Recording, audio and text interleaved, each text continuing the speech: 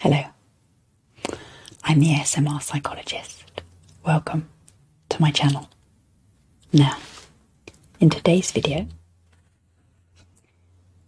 I'm going to be sharing with you another psychology diagram.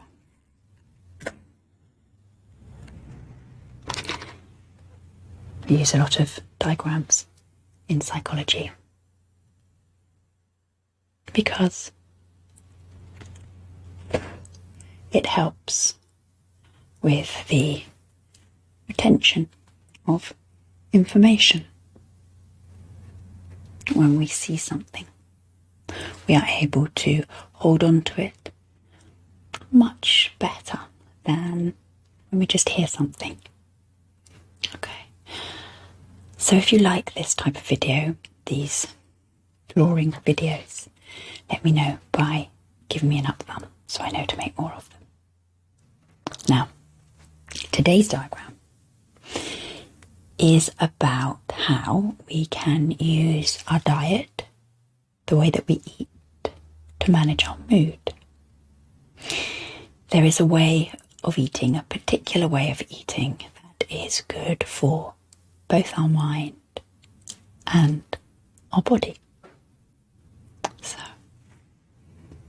let me show you. So we're going to start with a graph. Okay, so here we go.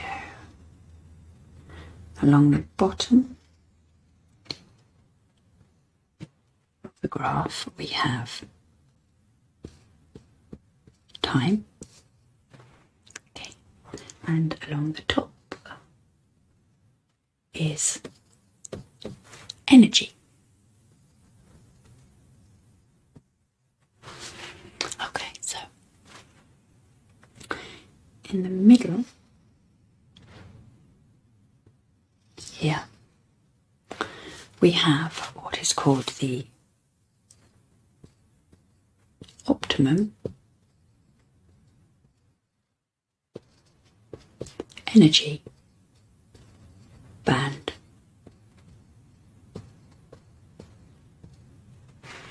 Now, basically, this is where we want to be. This is where everything is optimum. So, physically, we feel at our best. We have energy, we feel comfortable in our bodies, we have the right amount of energy or fullness. And as a result, our mind functions better, our concentration, our focus, but also our mood is more stable in the optimum energy band. Now, if we fall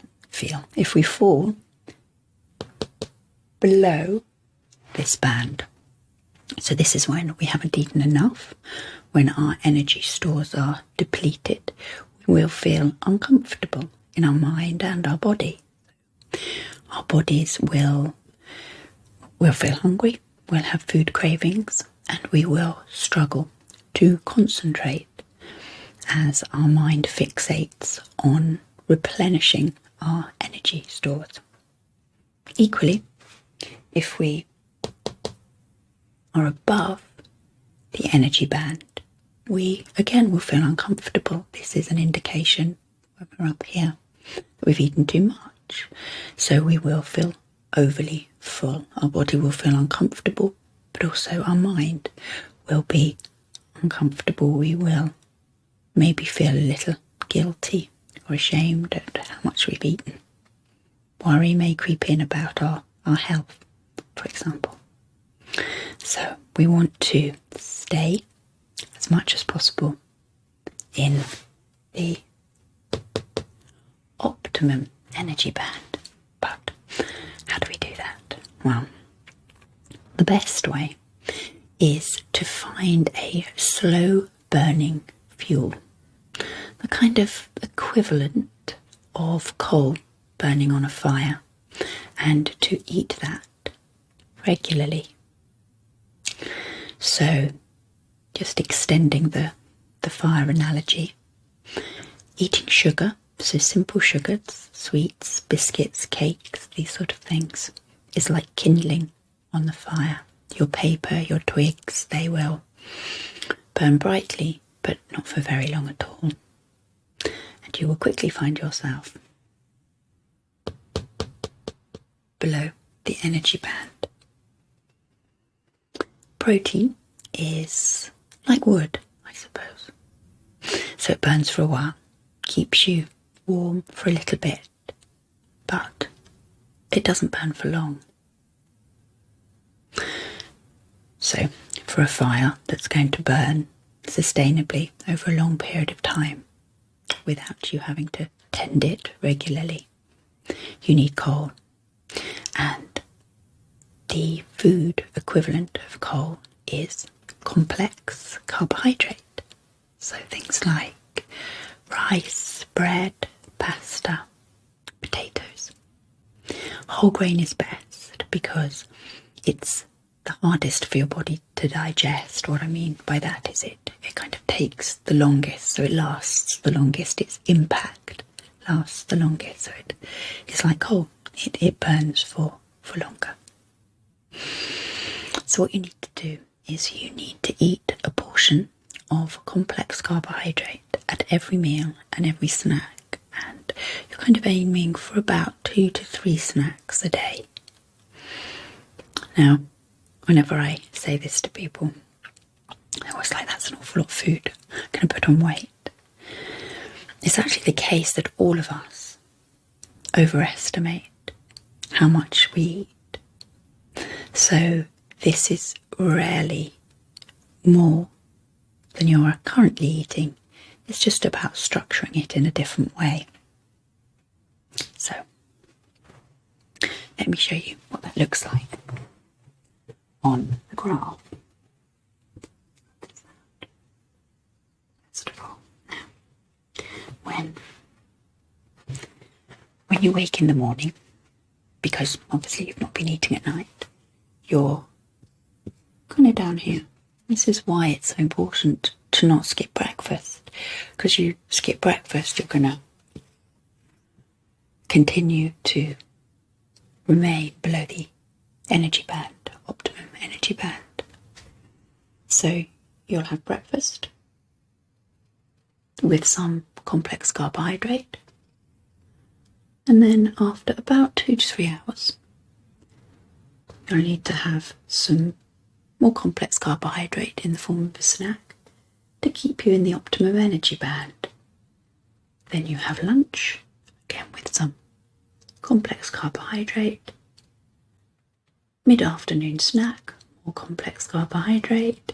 And then there's your dinner, complex carbohydrate. And kind of depending on when you have your dinner and when you go to bed, you might have another little snack at the end of the day. I think in the UK we call that last little snack supper. Okay, now, if you can eat like this, this is how your mood will feel. It's sort of a gentle ripple through the day. When you don't eat like this, when your diet is very full of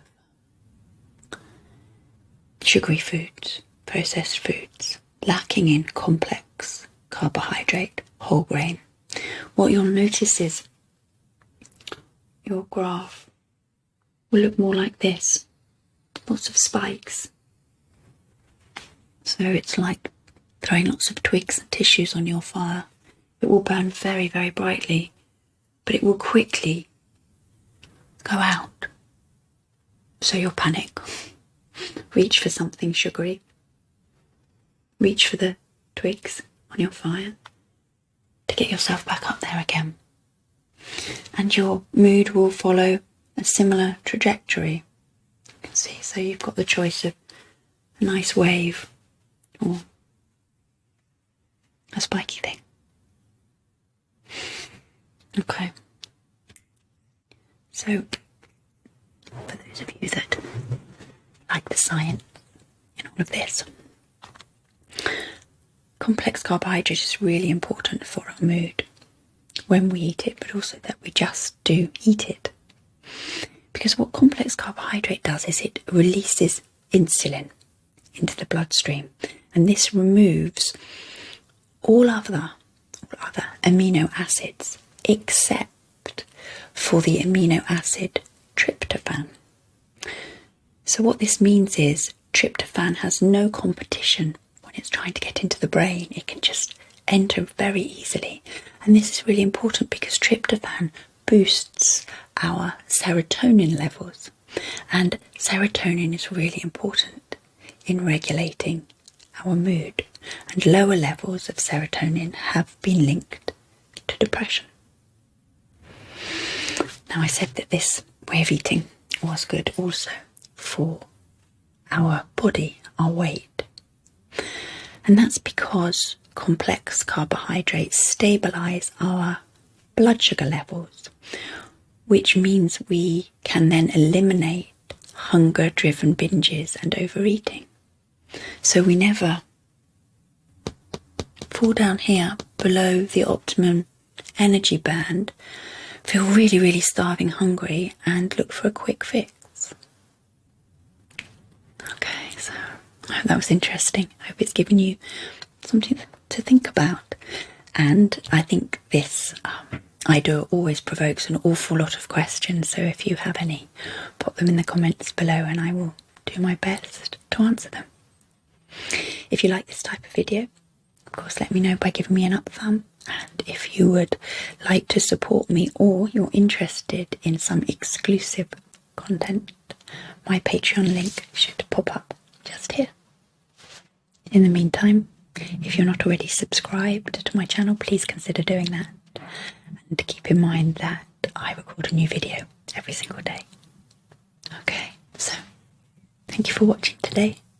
I hope you enjoy the rest of your day, and I will see you at the same time next week for another psychology diagram.